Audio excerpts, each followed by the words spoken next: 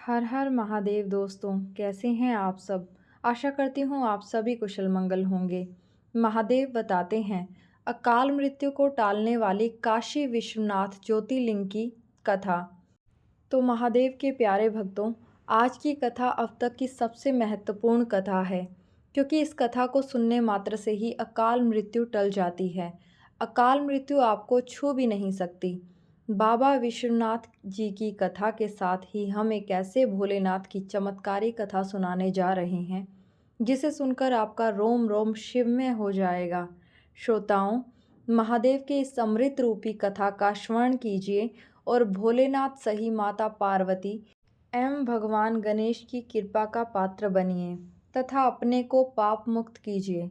भगवान शिव की कथा, उनके गुणगान और उनकी महिमा को सुनने, कहने और हुंकारा भरने वालों पर महादेव अति प्रसन्न होते हैं। जो फल आप तीर्थ यात्रा करके अर्जित करते हैं, वह फल इस कथा का श्रवण करने मात्र से ही प्राप्त हो जाएगा। तो चलिए भक्तों, इस पावन कथा के सागर में डुबकी लगाते हुए हम अपने तन मन को पवित्र करते हैं। आप सभी भक्तगणों से निवेदन है कि यदि आपने हमारे चैनल को अभी तक सब्सक्राइब नहीं किया है तो कर लीजिएगा। कमेंट में प्रेम से जय भोलेनाथ, जय शिव शंभू, ओम नमः शिवाय, हर हर महादेव अवश्य लिखिएगा। तो चलिए आज की कथा प्रारंभ करते हैं। कथाओं के अनुसार भगवान शिव और माता पार्वती विवाह के बाद कैलाश पर्वत पर रहने लगे थे। एक दिन माता पार्वती ने कहा, हे प्राणनाथ, सभी देवी देवताओं के अपने घर हैं और उस तरह हमारा घर क्यों नहीं है। रावण ने तो लंका को ले लिया, इसलिए हमें दूसरी जगह के बारे में सोचना चाहिए। शिवजी को काशी नगरी बहुत पसंद आई। निष्कंठ नाम शिव भक्त ने भगवान शिव के लिए अच्छी जगह के रूप में काशी को चयनित किया। ऐसा करने से काशी के राजा बहुत दुखी हुए। राजा ने ब्रह्मा जी की तपस्या की और उन्हें प्रसन्न करके अपनी समस्या बताई। राजा ने कहा, देवता देवलोक में रहते हैं, पृथ्वी तो मनुष्य के लिए है। ब्रह्मा जी के कहने पर शिवजी काशी छोड़कर मद्राचल पर्वत पर चले गए, लेकिन काशी नगरी के लिए अपना मोह त्याग नहीं सके। तब भगवान विष्णु ने राजा को तपोवन में जाने का आदेश दिया। इसके बाद काशी महादेव जी का स्थायी निवास स्थान बन गया और यहाँ आकर भगवान शिव काशी विश्वनाथ ज्योतिर्लिंग के रूप में स्थापित हो गए। तभी से इन्हें काशी विश्वनाथ कहा जाने लगा। यही है काशी विश्वनाथ की महिमा। तो महादेव के प्यारे भक्तों, आइए सुनते हैं काशी विश्वनाथ और उसके भक्त की कहानी, जिसे सुनकर हमारा तन मन भक्ति में हो जाएगा। तो चलिए शुरू करते हैं। शिव सृजन है और शिव विनाश है। शिव मंदिर है और शमशान भी है। शिव आदि है और अनंत भी है। ओम नमः शिवाय। शिव जी के प्यारे भक्तों, याद रखिएगा, यह कथा एक सत्य घटना पर आधारित है। ललिता घाट के पास भगवान विश्वनाथ का दरबार है। एक पंडित जी, जिनकी कोई संतान नहीं थी, सुबह सुबह भोर में सूर्य की किरणें फूटते ही गंगा जी के घाट पर पहुंच जाते हैं। वहाँ स्नान आदि करके जल भरकर भगवान विश्वनाथ के दरबार में आते और लाइन में लगकर अपनी बारी का इंतज़ार करते। जब उनकी बारी आती तो जल चढ़ाते और बस भगवान शिव से इतना ही कहते, हे प्रभु, सालों से मैं तेरे दरबार में आ रहा हूँ, मेरी झोली भर दो भगवान, मेरी झोली भर दो। मैं गरीब निर्धन ब्राह्मण हूँ, झोपड़ी में रहता हूँ, रूखा सूखा खाकर गुजारा करता हूँ, लेकिन मेरे घर में संतान नहीं है। एक संतान का सुख दे दो भगवान, एक संतान का सुख दे दो। पंडित रहा उपवासी, काशी का निवासी, तप कर रहा था भारी, मन में थी एक उदासी। सुनी मेरी पुकार, बिना संतान के उधार, भंडारा भर दो मेरा, आके भोले भंडारी। जब रोज रोज पंडित जी दरबार में जाकर बोलते, हे प्रभु संतान नहीं है, हे प्रभु संतान नहीं है, संतान दे दो भगवान, भगवान शंकर शंका में पड़ गए। मैं इस भक्त का क्या करूं? रुपया पैसा धन दौलत मांगता तो मैं दे देता, लेकिन संतान कहाँ से दूं? इसके भाग्य में तो संतान का सुख ही नहीं है। मैं क्या करूं? क्योंकि तकदीर लिखने वाले तो ब्रह्मा जी हैं। महादेव के प्यारे भक्तों, माँ गौरी हर समय यही कहती, प्रभु, यह पंडित आपका इतना बड़ा भक्त है, रोज सबसे पहले मंदिर में पहुंच जाता है। हे भोलेनाथ, इसकी झोली भर दो। माँ गौरी के बार बार कहने और पंडित जी की भक्ति देखकर आखिरकार भगवान शंकर को तरस आ गया। एक दिन रात में पंडित जी गहरी नींद में सोए हुए थे। पंडित जी ने सपना देखा कि वह सुबह सुबह जल भर के गंगा जी के घाट पर जा रहे हैं और वहां भगवान शंकर ने उन्हें दर्शन दिए। भगवान शंकर ने पंडित से पूछा, बोलो पंडित, क्या चाहिए? पंडित जी बोले, प्रभु, आपको तो सब पता है, आप अंतर्यामी हैं, आप तो सब जानते हैं प्रभु, मुझे क्या चाहिए? भगवान शंकर बोले, पंडित, जब तक बच्चा रोता नहीं तब तक माँ उसे दूध नहीं पिलाती। भगवान के सामने जब तक भक्त मांगता नहीं, झोली नहीं फैलाता, तब तक भगवान देता नहीं। पंडित बोले, प्रभु, मुझे संतान नहीं है, एक संतान का सुख दे दीजिए। हम और हमारी पंडिताइन जो भी रूखा सूखा मिल जाता है उससे काम चला लेते हैं, लेकिन संतान नहीं है। संतान के प्यार के लिए तरस गए हम दोनों।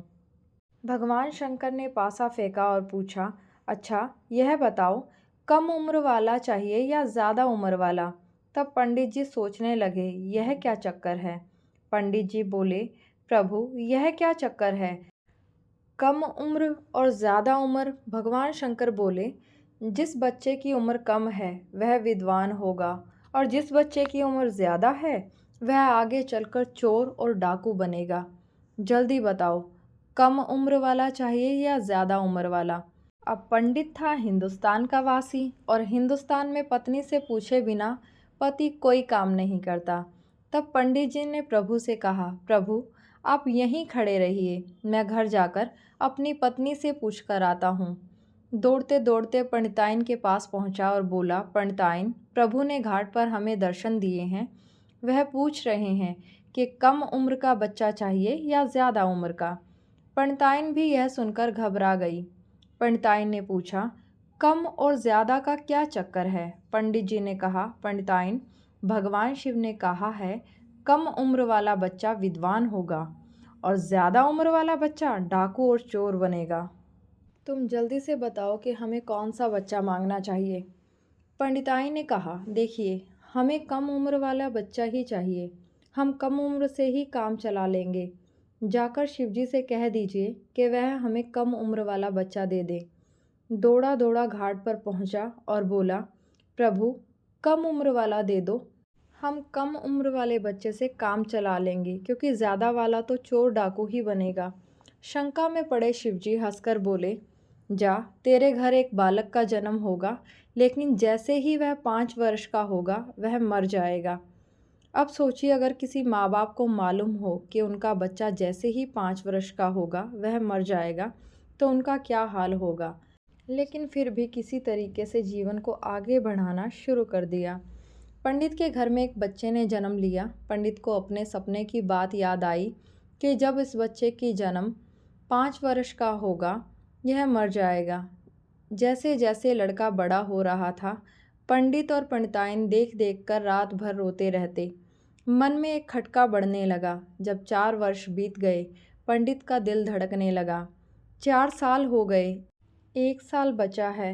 लड़का हंसता खेलता गलियों में घूमे तो पंडित और पंडिताइन एक तरफ खुश हो जाते कि हाय रे मेरा सुंदर सा लाल आज पाठशाला जाने लगा है, आज तो कुछ नया सीख कर आएगा। लेकिन हाय रे दुर्भाग्य, ना जाने किस घड़ी में भगवान शिव ने हमारे पुत्र को 5 वर्ष दिए थे। 5 साल के उपरांत यह हमें छोड़कर चला जाएगा। 4 साल 11 महीने और 29 दिन हो गए। अब लड़के के मरने में 1 दिन बाकी रह गया। जब लड़का सोया तो पंडित और पंडिताइन उसके सिरहाने जाकर बैठ गए और रोने लगे। रात्रि का पहला पहर चला गया, यानी रात्रि के 10 बज गए। वे विलाप करने लगे, जैसे ही सूर्य की पहली किरण पड़ेगी हमारा लाल, हमारा बच्चा मर जाएगा, क्योंकि इसकी ज़िंदगी के 5 साल पूरे हो जाएंगे। जहाँ इस बच्चे का जन्मदिन मनाना था वहीं इस बच्चे का मरण दिन मनाया जाएगा। लेकिन यह तो विधाता ने लेख लिखा है। इसे बदला नहीं जा सकता। लेकिन पंडित ने हार नहीं मानी। अपने बच्चे की जान बचाने के लिए पंडित ने अपने बच्चे को रात्रि के तीसरे पहर में उठाया। कहते हैं कि पहले के ज़माने में साधु संत रोशनी की पहली किरण ज़मीन पर पड़ने से पहले स्नान करके पूजा में बैठ जाया करते थे। पंडित ने रात्रि के तीसरे पहर में अपने बच्चे को जगाया। काशी विश्वनाथ के मंदिर के फाटक बंद थे। मंदिर के बाहर से ही दर्शन कराया और गंगा जी के पावन तट पर ले जाकर बैठा दिया। अपने बच्चे से बोला, बेटा, जो कोई साधु संत इधर से स्नान करने के लिए आए उसका पाँव छू लेना। अब क्या था, साधु संत धीरे धीरे आते गए, बच्चे सबका पाँव छूता गया। सभी उस बच्चे को आशीर्वाद देते और चले जाते। अचानक पंडित ने देखा कि दूर से सप्त ऋषि चले आ रहे थे। सप्त ऋषियों में बड़ी ही ताकत हुआ करती थी। तपस्या करके काफ़ी शक्तियों को अर्जित कर रखा था। वे भूत, भविष्य, वर्तमान देख सकते थे। वरदान देते थे तो वरदान पूरा हो जाता था। सप्त ऋषियों को आता देख पंडित एक पेड़ के पीछे छुप गया और अपने बच्चे को इशारा किया। जब सप्त ऋषि आए, बच्चा उठा और उनके चरणों को छू लिया। सप्त ऋषि ने देखा और कहा, आयुष्मान भव, तुम्हारी उम्र लंबी हो। पेड़ के पीछे से पंडित बाहर निकला और हंसते हुए सप्त ऋषियों से कहा, महाराज, आपने पहचाना? यह वही बच्चा है जिसकी उम्र 5 वर्ष थी और यह आज मरने वाला था। आपने इसे आशीर्वाद देकर इसकी उम्र लंबी कर दी। आपका वरदान कभी खाली नहीं जाता। सप्त ऋषियों ने सोचा कि हम तो वरदान दे चुके हैं और अगर हमारा दिया हुआ वरदान पूरा नहीं हुआ तो दुनिया में हमें मानने वाला कोई नहीं होगा। लोग कहेंगे कि सप्त ऋषि वरदान तो देते हैं लेकिन पूरा नहीं करते। लेकिन हम इस बच्चे को लेकर और कहाँ जाएं, क्या करें? सप्त ऋषियों ने पंडित से कहा, हे पंडित, तुम्हारा बच्चा आज सुबह मरने वाला है, तो कुछ समय के लिए इस बच्चे को हमें दे दो। महादेव के वचन को काटने की हम में इतनी क्षमता नहीं। अगर हमने ऐसा किया तो महादेव नाराज़ हो जाएंगे। चलो यह मुसीबत ब्रह्मा जी के गले में डाल देते हैं, फिर वह जाने और भगवान शिव जी जाने, हमारी जान छूटेगी। सप्त ऋषियों के साथ वह बालक ब्रह्मा जी के पास पहुंचा। सप्त ऋषियों ने कहा, बेटा, वह ब्रह्मा जी हैं, जाओ धीरे से उनके पाँव को छू लो। ब्रह्मा जी उस समय किसी अन्य की तकदीर लिख रहे थे और तकदीर लिखने में व्यस्त थे। लड़का ब्रह्मा जी के पास धीरे धीरे गया और ब्रह्मा जी के पाँव को हाथ लगा दिया। ब्रह्मा जी ने कलम रोकी और बच्चे को देखा और बोले, आयुष्मान भव, तुम्हारी उम्र लंबी हो। सप्त ऋषियों ने कहा, चलो बला टली।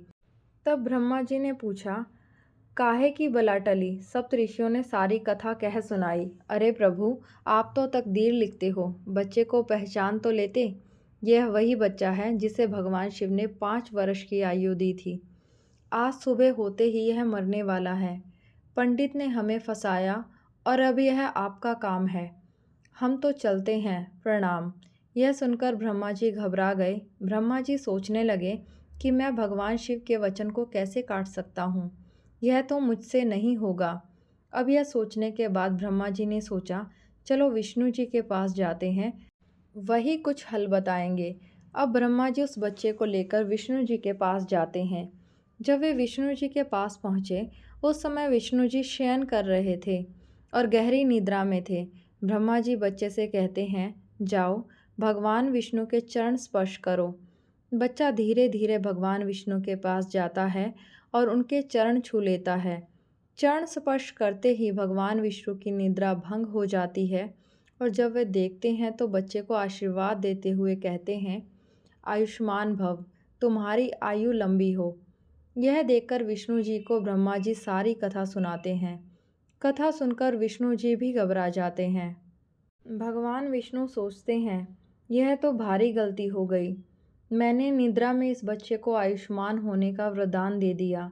अब भगवान शिव के वचन को मैं टाल या काट नहीं सकता, इसलिए मुझे भगवान शिव के पास ही जाना होगा।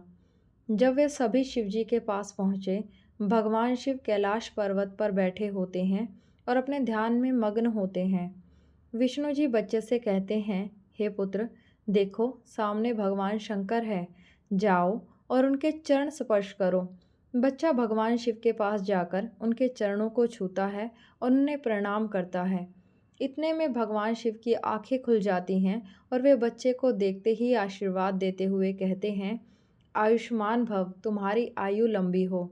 भगवान विष्णु ने भगवान शिव से कहा, हे भोलेनाथ, आपने इस बच्चे को 5 वर्ष की आयु दी थी। आपने ध्यान दिए बिना इसे आशीर्वाद दे दिया। अब आपके आशीर्वाद से इसकी आयु बढ़ गई है। भगवान शिव ने कहा, हे सप्तऋषियों, इस बच्चे को मेरे मंदिर काशी विश्वनाथ में ले जाओ और वहाँ इसे शिवलिंग पर बेलपत्र चढ़ाने को दो। जब बच्चा मंदिर में जाकर बेलपत्र चढ़ाता है, तभी सुबह की पहली किरण धरती पर पड़ती है और यमराज उसके प्राण हरने के लिए आ जाते हैं। यमराज को देखकर बच्चा डर जाता है और अपने दोनों हाथों से शिवलिंग को जोर से पकड़ लेता है। यमराज बोले, चलो बेटा, तुम्हारा समय आ गया है। बच्चा बोला, मैं तो चलूँगा, लेकिन भगवान शिव भी मेरे साथ चलेंगे। तभी भगवान शंकर वहाँ प्रकट होते हैं और यमराज से कहते हैं, हे यमराज, इस बच्चे का समय अभी पूरा नहीं हुआ है। शिवजी बोले, हे यमराज, पृथ्वी के लेख के अनुसार ब्रह्मा जी के लेख के हिसाब से शिव का एक दिन करोड़ों वर्षों के बराबर होता है। तो अब जोड़कर देखो, 5 वर्षों की आयु में इस बच्चे की वास्तविक आयु कितनी होगी। यमराज जी के पास इतना समय नहीं था कि वे गणना कर पाते। वे अपने भैंसे को घुमाकर वहाँ से चले गए। महादेव के प्यारे भक्तों, संगम नगरी प्रयागराज में राजा अकबर का एक किला है, जिसके अंदर अक्षय वृक्ष है। उसी अक्षय वृक्ष के पीपल के पत्ते पर भगवान शिव ने इस बच्चे को दर्शन दिए थे। वह बच्चा और कोई नहीं बल्कि मार्कंडेय ऋषि थे, जिन्होंने स्वयं मृत्यु को पराजित कर दिया और मार्कंडेय पुराण की रचना की। इन्होंने ही महामृत्युंजय मंत्र का उच्चारण किया और इसे संसार को प्रदान किया। तो जोर से बोलो, हर हर महादेव। अगर वीडियो पसंद आई हो तो हमारे चैनल को सब्सक्राइब कीजिए।